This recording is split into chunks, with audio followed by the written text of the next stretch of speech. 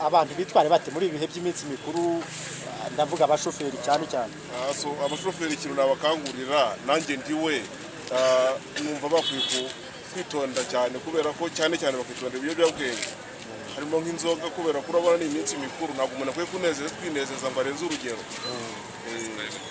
Mu by'ukuri se abakomeretse uko ari babiri urabona ubuzima bwabo buhagaze bute? Ubuzima bw'uriya muhungu wari uri ku igare we nshobora kumuha amahirwe nka 50%, ariko noneho uriya mukobwa bagonze agenda n'amaguru ari uwitwa Sandrine ni amahirwe make ko ntabwo ari guhumeka neza. Hari ibikomere se yagize wenda ubona bidasanzwe? Nta bikomere yagize, ariko ashobora kuba yaviriye imbere kuko njye nari mpahagaze atangiye guhumeka hashize iminota nk'itanu, ubundi umwuka wari wabuze. Urakoze. Murakoze cyane. Uyu mukobwa tubonye uvuze witwa Sandrine wari usanzwe muzi? Ngiye muzi hano kuri Radio Maria. Akora kuri Radio Maria. Yakoraga akahe kazi? Ntabwo nkazi, ariko ngiye gukunda umuturage wa hano nsanzwe mubona ashobora kuba ari umusekirite wa hano. Aho ni abari wa musekirite wakoraga kuri Radio Maria? Nanjye nibyo ntekereza. Yego. Nkuko se ubibona hari amahirwe yuko uyu mukobwa ashobora kugarura ubuzima akaba yakira? Imana ikora ibyayo, n'abaganga nabo bakora ibyabo bitewe n'ibyo bize. Bashobora kumujyana akagarura ubuzima, ariko kuri twebwe nk'abantu turabona bigoye. Urakoze cyane muvandimwe. Urakoze cyane. Nkuko rero mubibona ahangaha turi ni ruguru y'ikicaro cya Radio Maria Rwanda, ahamaze kubera impanuka ikomeye cyane, aho imodoka tuje kubereka mu kanya imaze kugonga abantu babiri, umunyonzi ndetse n'umukobwa witwa Sandrine. Abenshi abakunda kugenda kuri Radio Maria Rwanda bajyaga bamubona, ni umusekirite uhakora. Hano rero habereye impanuka ikomeye cyane ku buryo ari amahirwe make twabiha yuko uyu mukobwa we yangiritse bikomeye cyane.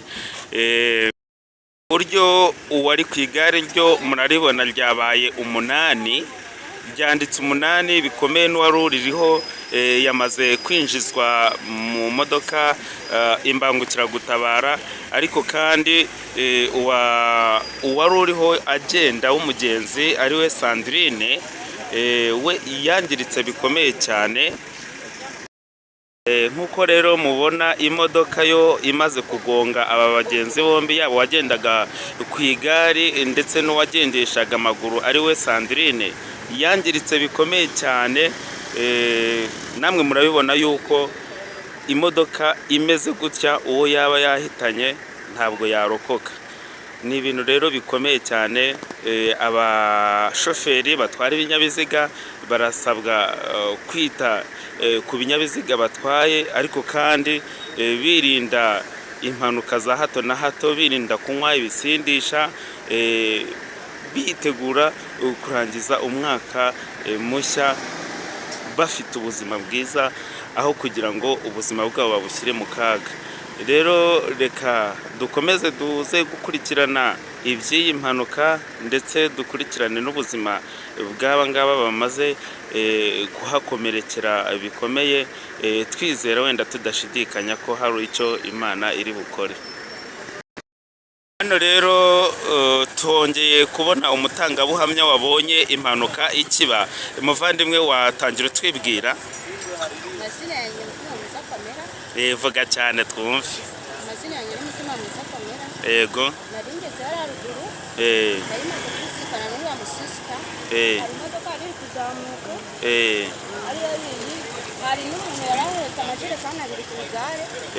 Noneho yageze ku munyegare uriya musisita aba nk'utambutse. Yego. Atambutse iriya modoka iraje ibaye nk'iyindutse. Ikubita umunyegare arabararagwa mu byatsi. Noneho amajerekani agwa ahangaha, imiti igenda kubera ko wa mukobwa yari yabaye nk'uhagaze yagize gutya amaboko itumukubita. Ahita agwamo hariya hirya, ariko nyuma niho bahise bamufata baramwegura. Yari amaze iminota 30 atarahumeka. Wowe wabirebaga neza? Njye nari mpagaze hariya kuri kiriya cyapa nabirebaga. Urakoze cyane. wari utwaye imodoka we ntawe uhari ariko ari mu modoka ari bamwambitse amapingu we nta kintu yabaye ese yaba iki